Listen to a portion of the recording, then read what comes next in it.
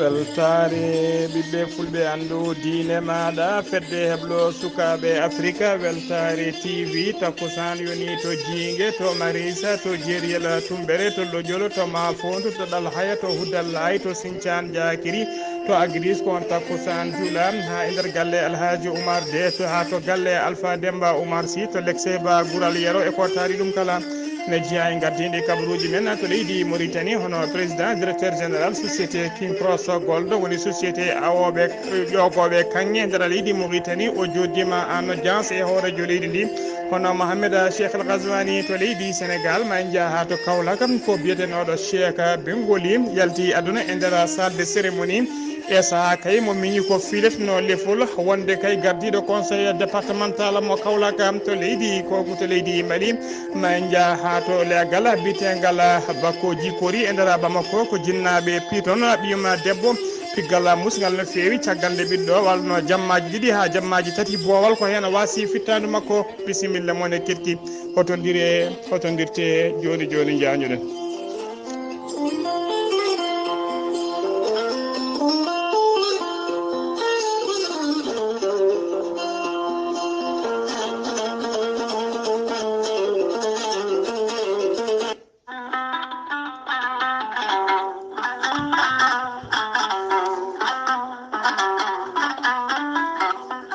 musidɓe tedduɓe funnangue hirnangue rewoy worgo sahale ɓaleri jam koye are meɗen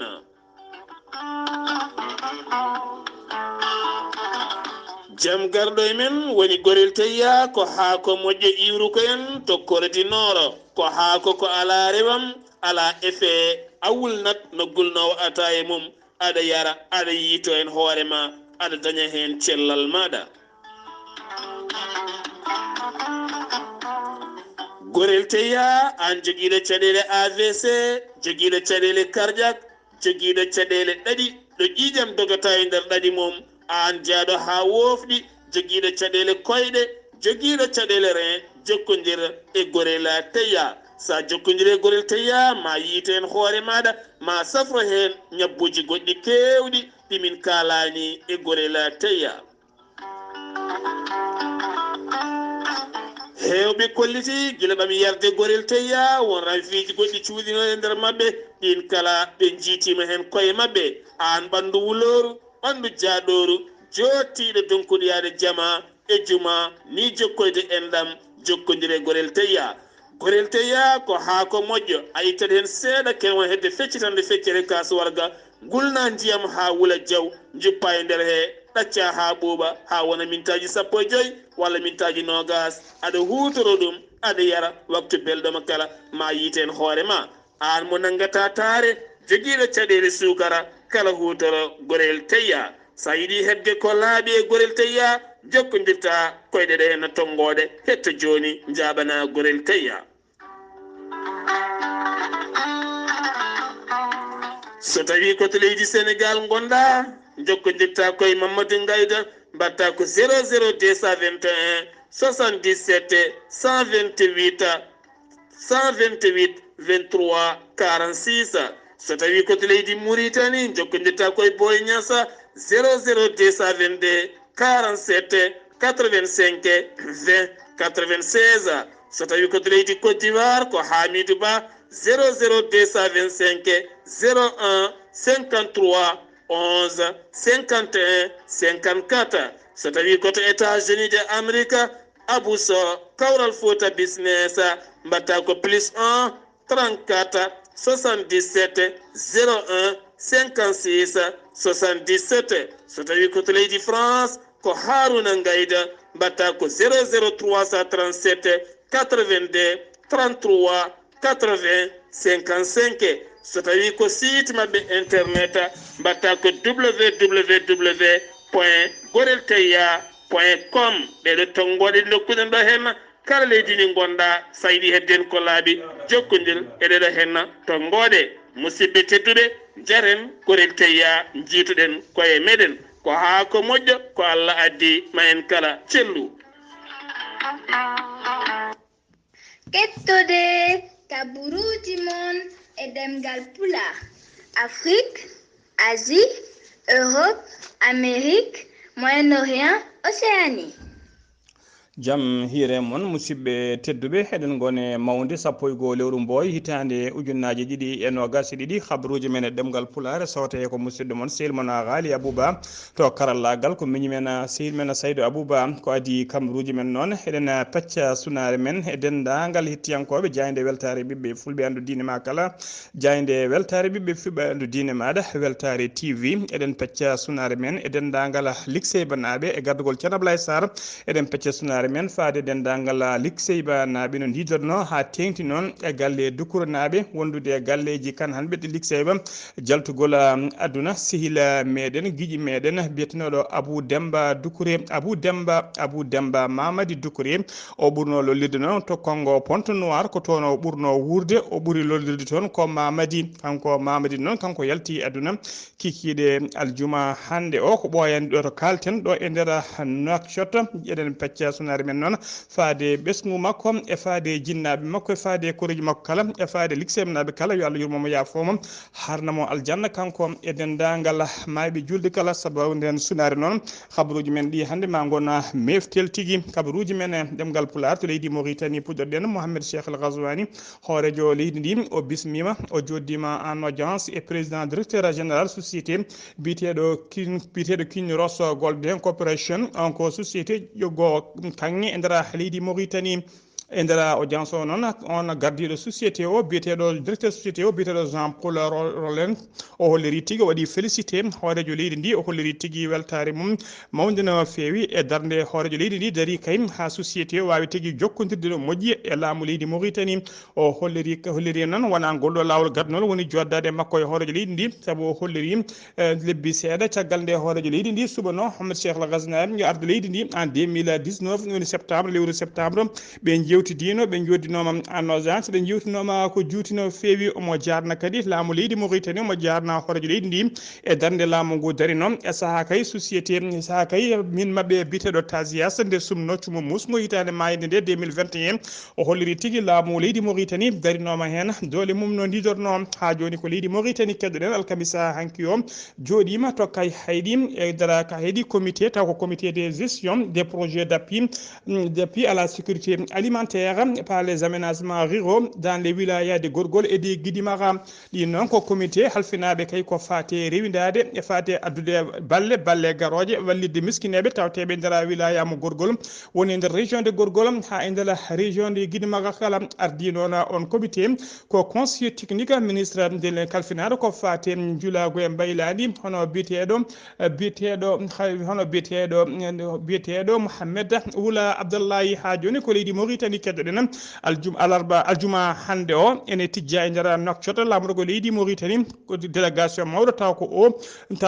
o délégation ummoriɗo to leydi Mali addataɓe ɗo noon e nder Nouakchott ko joddade e laamu ngu ko fati kay oɗo saaha joni yidde wisde ndiyam salliga e tekkere surkore hakkude leyɗe ɗe ɗiɗi caggal kay nde Mauritanie naɓe kala saaha ene mbaɗe walla ne majjine to kerol hakkude mum e leydi Mauritanie oɗon délégation noon ko délégation mbiɗen mawɗo no feewi ardi on délégation ko ministre des affaires étrangères mo leydi Mali omo arda noon jaagogal kalfinaɗo gueɗe nder leydi e jaccinagol laamu omo arda e chef d' état major général des armées mo leydi Mali omo arda kadi e directeur de renseignement mo leydi Mali Moudjibou Batou ngu noon mbiɗen ko wisde ndiyam salliga e oɗo saaha joni tekkere surkore hakkude leyɗe ɗe ɗiɗi caggal kayde teska e kala saaha Mauritanie naɓe ne mbaɗe saaha pelle e kerol hakkude leydi Mauritanie e leydi Mali oɗo saaha joni noon Mouhamed Cheikh El Ghazouani holli horejo leydi Mauritanie o holliri hen mette makko no feewi o holliri kadi ɗen gueɗe o yiiɗi ko yo dokko e ha joni noon laamu leydi Mali koko yeddi ha soori ladde woni ɗeɗon gueɗe kay wona militaire uji mum wona koninkoɓe mum mbaɗata ɗen gueɗe ɓe kolliri noon addata wadde ɗen gueɗe ko yimɓe yiɗɓe kay herƴinde cehilagal e moƴƴal e koddigal moƴƴal gongal hakkude e leydi ɗe ɗiɗi ha joni ko leydi Mauritanie keddoɗen Sidi Wul Zahaf ko jagorgal kalfinaɗo ko fate Cellal ade mo leydi Mauritanie alkamisa hanki o holliri tigui wonde ko 990 neɗɗo kolkisa hen neɗɗo goto tawama ko jaari fiɗaɗo coronavirus nayo kepti cellal mumen hay goto noon ala mo rafi o yooɓi fittade mum koto leydi Sénégal paaɗen Abdoulaye Diouf Sarr ko jawgal kalfinaɗo ko fate cellal e golliti mum ɓe kolliri ñalawma hannde o ko ñerete mettere yimɓe jeegom o kolkisa hen tato tawama e jaati ko fiɗaɓe coronavirus tato kala ko ka communautaire jeeɗiɗo kepti cellal mumen goto ne tampi sanne ɗiɗo kawrela dialla leydi Sénégal ene yaara capanɗe jeetati e joyi ujunere e temedde jeeɗiɗi capanɗe jeetati yimɓe joyi winditiɓe doggol corona hen capanɗe jeetati e tati ujunere temedde jeeɗiɗi capanɗe jeegom e jeetato keɓiti cellal mumen ujunere temedde jeenayyi capanɗe jeegom e nayyi ko ɗum woni ko hawrela dialla capanɗe joyi ɗiɗo neɗɗo ñalawma hannde o ko hedde juuɗe safroɓe ko tuggi noon ko ñakkugo naati leydi ndi faade ɗo saaha joni ko million ene fawi temen e capanɗe joyi e tati ujunere temedde jeetati capanɗe jeegom e goho neɗɗo woni ko ƴetti ñakku mumen e nder leydi he kala koto leydi koto Kaolack paaɗenan ko sunare mawde noon ko kañum tigui ko yurmini waɗi to Kaolack ko biyeteɗo Ahmed Youssouf Bengeluna hoorejo kesso taw ko conseil départemental mo Kaolack e saaha kay wonno e fiiɗede lefol taw ko joƴinede e golle makko ardade département o ko ɗon tigui e nder salle de cérémonie hen mawni ko goto biyetenoɗo Cheikh Bengoli ene arno tigui tawtorede ko ɗon tigui waɗi ko wiyete crise cardiaque ko hen wasi fittade mum on to waɗi crise cardiaque ɗon tigui ɓe ƴettimo ɓe nawimo to cuuɗi cafride hôpital régional Cheikh Ibrahima Niass mo Kaolack ko hen hoti e joomi ko oɗon komi hollirama noon ko crise cardiaque kañum yooɓi fittane makko on paami tigui sunare ko kañum lomti beelam ha joni kabaruuji men ɗemngal pulaar to Daka Médina Gounass paɗen Abdoullah Ly ko directeur général catal bitegal ARTP woni Sénégal ko catal halfinaɓe ko fati réseau ji omo tawe aljuma hannde o e nder Dakar hollirama tigui aljuma hannde subaka ko toon tigui o waɗi juulal makko subaka koto Médina koto Daka Médina Gounass ko toon juuli subaka salatu hannde taw kadi ko Daka Médina Gounass battowo laabi capanɗe jeetati ɓiwo lawol woni duuɓi capanɗe jeetati e goho kala hitande ko Daka on e waɗe Daka hikko noon fuɗɗi ko guila ñande asetta joyi lewru mars hitande gonɗen ndi kanko Abdoullah Ly noon kanko Abdoul Ly noon hollirama tigui ko toon o juuli salatu aljuma hannde o joni kanko e équipe makko kala gardi toon o joddima noon e khalifa général o hono El Hadji ceerno Amadou Tidiane Ba ɓe joddima kanko Abdoul Ly o holliri tigui o ari tigui ƴewde golle ɗe so tawi réseau o ne yaari no hannirta ni hano laamu ngu yiɗiri ni saabu laamu ngu ko rekki yamirore dendagal kay balle sappo ɗe dakade dakate kala dendagal aroɓe dakaɓe e dendagal jaydiyankoɓe kala yo keeɓa réseau mumen ha timma hano hannirta ni ɓe kolliri kadi ha Daka o gasa équipe technique taw ko catal ngal en tawi toon gam wawde yuɓɓinde golle ɗe hano hannirtani ha joni ko leydi Sénégal keɗoɗen Mame Abi Sène ko debbo wiyete noon o suɓama o waɗama délégué général DRFJ o lomti noon ko biyeteɗo Papa Amadou Sarr